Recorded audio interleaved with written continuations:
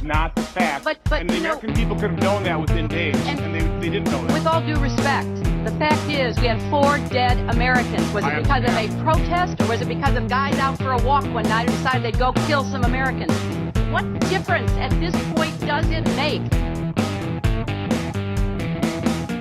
Greetings all, this is Max. Today we're talking a little bit about the lesser of two evils. I don't really like getting into politics. I really don't. But I was thinking about this morning, about a lot of Christians, they won't vote because it is, you're voting for an evil guy or an evil woman, and you're still voting for evil. So that makes you kind of like a proponent for evil. And that's kind of the stance that I've been taking for like a year or so, or probably 2 years, is that, you're voting for dirtbags. So what difference does it make?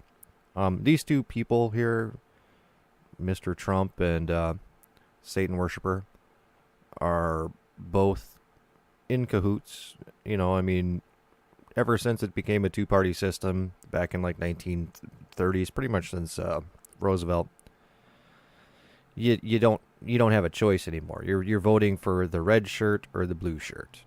That's really all it is. They're kind of the same thing. But there is this thing that I thought of. The old guy Saul back in the Bible, way back when, it was Israel's first king. He turned out to be a bad guy. But it was because the people wanted, they wanted a king, and God said, well, if you want a king, this is what you're going to get. So people do have a choice in this stuff. And of course, then it goes to David. And David, was looked at as, God's favorite king, and, blessed him and did all this stuff. But David wasn't a very good guy either. He murdered his friend and stole his wife. So he was kind of evil too. So this whole thing of voting for the lesser evil, nobody is good. There is no good people. Everybody's a dirtbag. According to the Bible, there is none good except for God. So I came to this conclusion that, that's an invalid argument to not vote or not do anything or not be involved in politics because of you're voting for the lesser evil and you're still voting for evil because everybody is evil. Unless you're voting for God or Jesus Christ, you're stuck. You're always going to be voting for evil. It's the way that it is. So what do we know about these people here?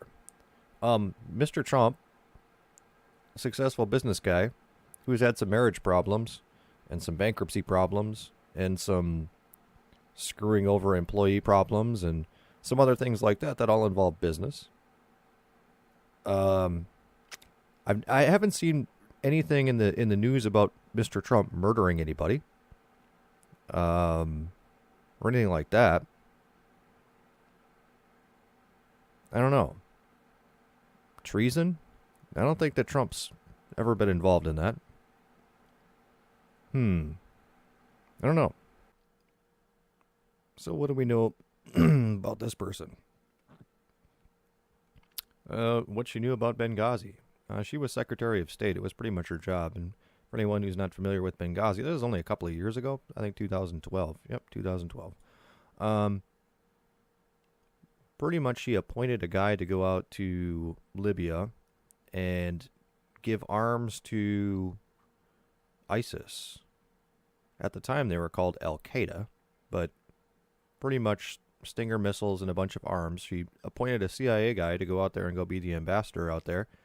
And she decided to off him and took out all their security. And there's many stories that say they went from 30 people for every ambassador to like 6 troops in the entire place. I happen to have a friend who was talking on Skype to one of the troops who was there. And all of the Libyan army people put down their guns and walked out at the time this was going on.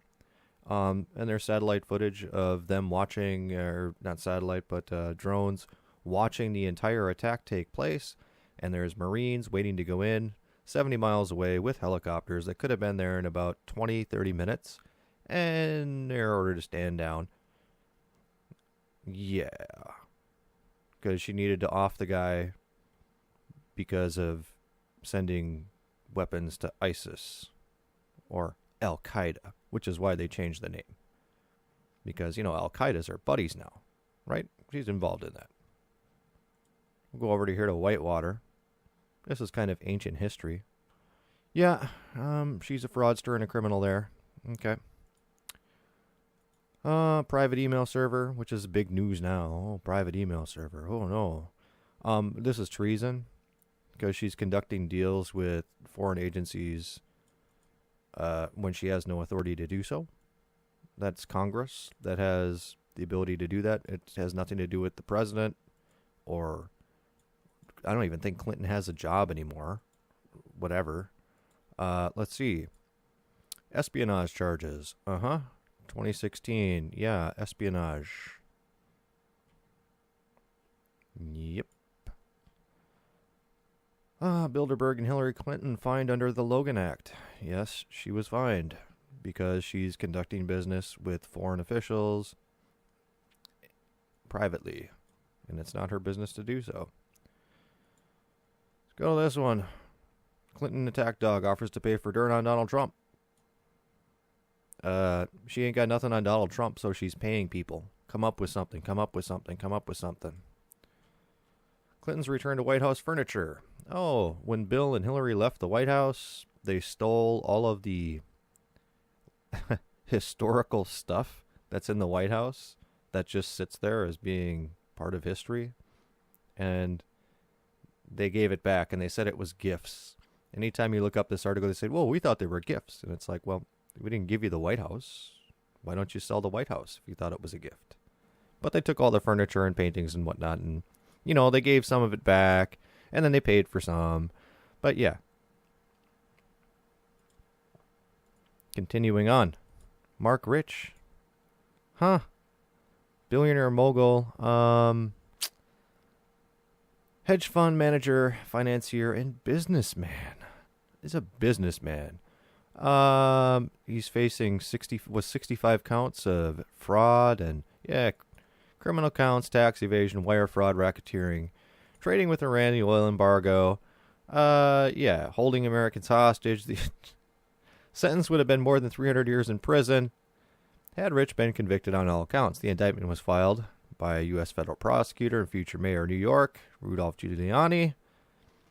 The biggest tax evasion case in U.S. history. Dude fled to Switzerland, and during the last couple of hours of Clinton's presidential whatever, before Bush came into office, he pardoned him. As well as like 60 other people. I mean, just all these scumbag people. The Clintons pardoned them. Yeah, I'm sure these guys have nothing to do with them coming to power at all. Nothing, though. Nothing. Because if anyone needs to be pardoned, it's a guy who's a billionaire. Yep.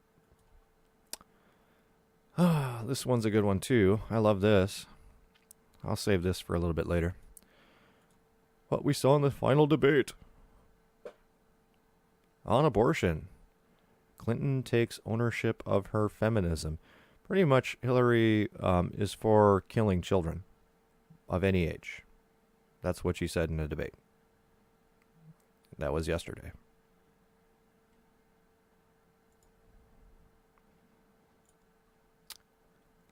Clinton campaign mocks Catholic Southerners, needy Latinos in emails. So this is part of her private email server thing, and WikiLeaks hacked their manager, whatever her on-the-road manager is, emails.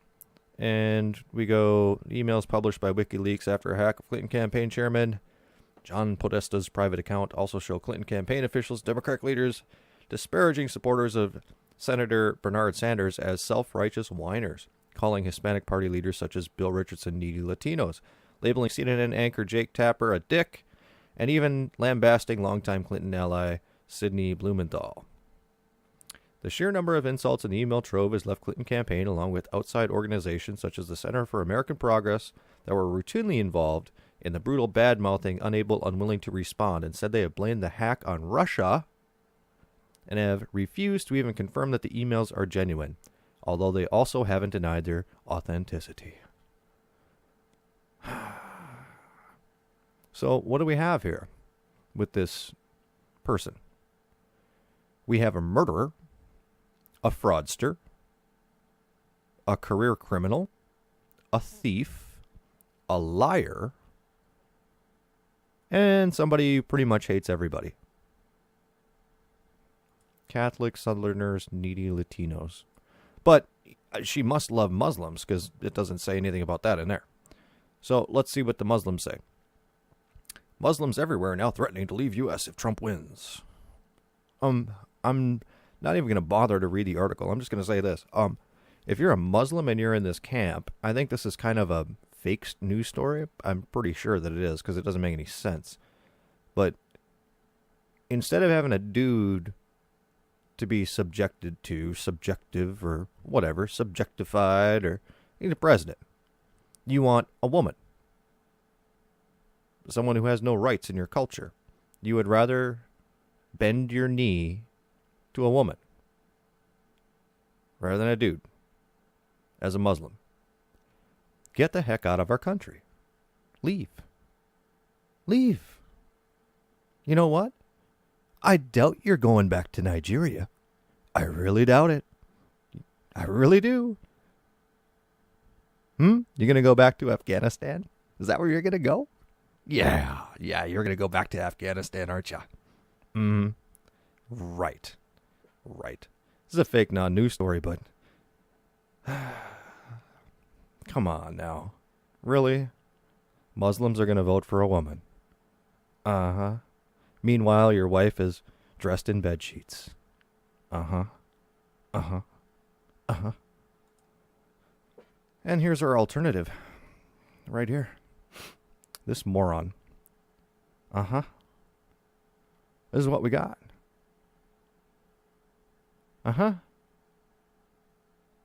believe we will win, even though 10% of the people in America even have never, will vote for me, and the other 90% have never heard my name.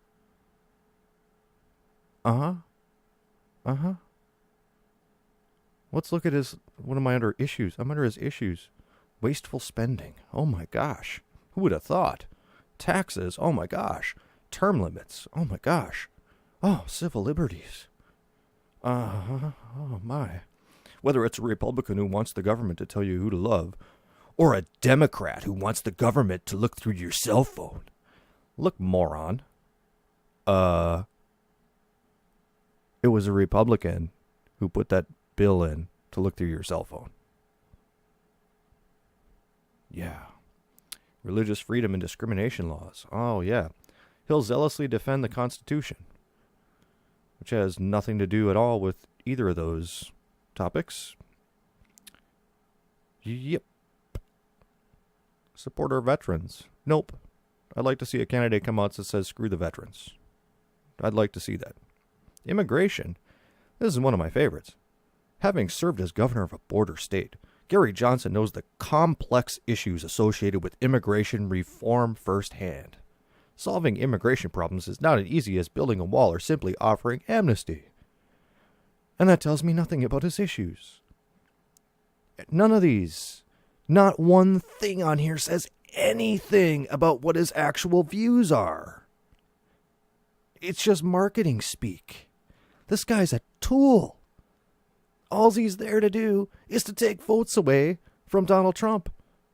There isn't a Democrat that's going to vote for Gary Johnson. Who?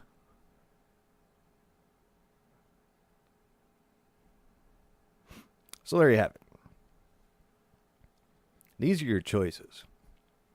And as much as I hate to say it, voting for the lesser of two evils is a biblical principle. Because everybody is evil. Who do you want? Do you want King David? Or do you want Saul? Do you want Saul? Or do you want David? Which one you want? Because God will give it to you. You just gave a long He'll answer, do it. Madam You got Secretary, freedom. to Ms. Sanchez about You can what you choose. heard that night, what you're doing, but nowhere in there did you mention a video. You didn't mention a video because there was never a video-inspired protest in Benghazi. There was in Cairo, but not in Benghazi.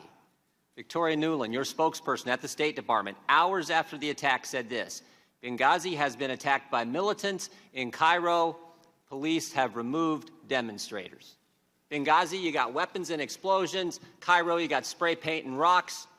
1 hour before the attack in Benghazi, Chris Stevens walks the diplomat to the front gate. The ambassador didn't report a demonstration.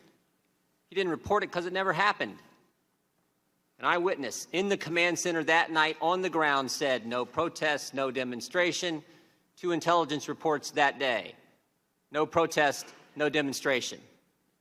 The attack starts at 3:42 Eastern Time, ends at approximately 11:40 p.m. that night. At 4:06, an ops alert goes out across the State Department. It says this: mission under attack, armed men, shots fired, explosions heard. No mention of a video, no mention of a protest, no mention of a demonstration. But the best evidence is Greg Hicks, the #2 guy in Libya, the guy who worked side by side with Ambassador Stevens. He was asked if there had been a protest, would the ambassador have reported it? Mr. Hicks' response: absolutely. For there to have been a demonstration on Chris Stevens' front door and him not to have reported it is unbelievable, Mr. Hicks said. He said, secondly, if it had been reported, he would have been out the back door within minutes, and there was a back gate. Everything points to a terrorist attack. We just heard from Mr. Pompeo about the long history of terrorist incidents, terrorist violence in the country, and yet 5 days later, Susan Rice goes on 5 TV shows, and she says this: Benghazi was a spontaneous reaction as a consequence of a video. A statement we all know is false. But don't take my word for it. Here's what others have said. Rice was off the reservation on 5 networks. White House worried about the politics. Republicans didn't make those statements. They were made by the people who work for you in the Near Eastern Affairs Bureau, the actual experts on Libya in the State Department. So, if there's no evidence for a video-inspired protest, then where'd the false narrative start? It started with you, Madam Secretary. At 10:08, on the night of the attack, you released this statement: some have sought to justify the vicious behavior as a response to inflammatory material posted on the internet. At 10:08, with no evidence, at 10:08, before the attack is over, at 10:08, when Tyrone Woods and Glenn Doherty are still on the roof of the annex fighting for their lives, the official statement of the State Department blames a video. Why? During the day on September 11th, as you did mention, Congressman, there was a very large protest against our embassy in Cairo.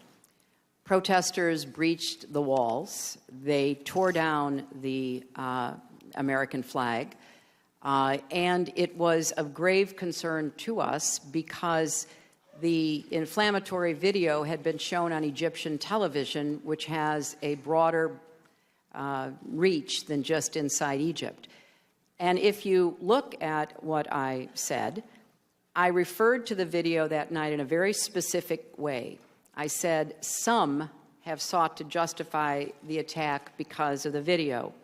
I used those words deliberately, not to ascribe a motive to every attacker, but as a warning to those across the region that there was no justification for further attacks. And in fact, during the course of that week, we had many attacks that were all about the video. We had people breaching the walls of our embassies in Tunis and Khartoum. We had people, thankfully not Americans, dying at protests, but that's what was going on, Congressman. Secretary Clinton, I appreciate most of those attacks were after the attack on the facility in Benghazi. You mentioned Cairo. It was interesting what else Ms. Nuland said that day. She said, if pressed by the press, if there's a connection between Cairo and Benghazi, she said this: there's no connection between the two. So here's what troubles me. Your experts knew the truth. Your spokesperson knew the truth. Greg Hicks knew the truth. But what troubles me more is I think you knew the truth. I want to show you a few things here. You're looking at an email you sent to your family. Here's what you said. At 11 o'clock that night, approximately 1 hour after you told the American people it was a video, you say to your family, 2 officers were killed today in Benghazi by an al-Qaeda-like group. You tell the American people one thing, you tell your family an entirely different story. Also, on the night of the attack, you had a call with the president of Libya. Here's what you said to him. Ansar al-Sharia is claiming responsibility. It's interesting, Mr. Katala, one of the guys arrested and charged, actually belonged to that group. And finally, and most significantly, the next day, within 24 hours, you had a conversation with the Egyptian Prime Minister. You told him this: we know the attack in Libya had nothing to do with the film. It was a planned attack, not a protest. Let me read that one more time. We know, not we think, not it might be, we know the attack in Libya had nothing to do with the film. It was a planned attack, not a protest. State Department experts knew the truth. You knew the truth. But that's not what the American people got. And again, the American people want to know why. Why didn't you tell the American people exactly what you told the Egyptian Prime Minister? Well, I think if you look at the statement that I made, I clearly said that it was an attack, and I also said that there were some who tried to justify it on the basis of the video, Congressman. And I think but real quick, calling it an attack is like saying the sky's blue. Of course, it was an attack. Well, we want to know the truth. The statement you sent out was a statement on Benghazi, and you say vicious behavior as a response to inflammatory material on the internet. If that's not pointing as the motive of being a video, I don't know what is. And that's certainly how the American people saw it. Well, Congressman, there was a lot of conflicting information that we were trying to make sense of. The situation was very fluid. It was fast-moving. There was also a claim of responsibility by Ansar al-Sharia. And when I talked to the Egyptian Prime Minister, I said that this was a claim of responsibility by Ansar al-Sharia, by a group that was affiliated, or at least wanted to be affiliated with al-Qaeda. Sometime after that, the next day, early the next morning after that, on the 12th or 13th, they retracted their claim of responsibility. Madam Secretary? And I think if you look at what all of us were trying to do, and we were in a position, Congressman, of trying to make sense of a lot of incoming information and watch the way the intelligence community tried to make sense of it. Madam Secretary. So all I can say is nobody... There was not conflicting information the day of the attack because your press secretary said, if pressed, there's no connection between Cairo and Benghazi. It was clear. You're the ones who muddied it up, not the information. Well, there's no connection. Here's what I think's going on. Here's what I think's going on. Let me show you one more slide. Again, this is from Victoria Nuland, your press person. She says to Jake Sullivan and Philippe Reines, subject line reads this: Romney's statement on Libya. Email says, this is what Ben was talking about. I assume Ben is the now somewhat famous Ben Rhodes, author of the Talking Points memo. This email is at 10:35, 27 minutes after your 10:08 statement. 27 minutes after you've told everyone it's a video, while Americans are still fighting because the attack's still going on, your top people are talking politics. Seems to me that night you had 3 options, Secretary. You could tell the truth, like you did with your family, like you did with the Libyan president, like you did with the Egyptian prime minister. Tell them it was a terrorist attack. You could say, you know what, we're not quite sure. Don't really know for sure. I don't think the evidence is there. I think it's all in the first one, but you could have done that. But you picked a third option. You picked the video narrative. You picked the one with no evidence, and you did it because Libya was supposed to be, as Mr. Roskin pointed out, this great success story for the Obama White House and the Clinton State Department. And a key campaign theme that year was GM's alive, bin Laden's dead, al-Qaeda's on the run. And now you have a terrorist attack. And it's a terrorist attack in Libya. And it's just 56 days before an election. You can live with a protest about a video. That won't hurt you. But a terrorist attack will. So you can't be square with the American people. You can tell your family it's a terrorist attack, but not the American people. You can tell the president of Libya it's a terrorist attack, but not the American people. And you can tell the Egyptian prime minister it's a terrorist attack, but you can't tell your own people the truth. Madam Secretary, Americans can live with the fact that good people sometimes give their lives for this country. They don't like it. They mourn for those families. They pray for those families. But they can live with it. But what they can't take, what they can't live with, is when their government's not square with them. Mr. Chairman, I yield back.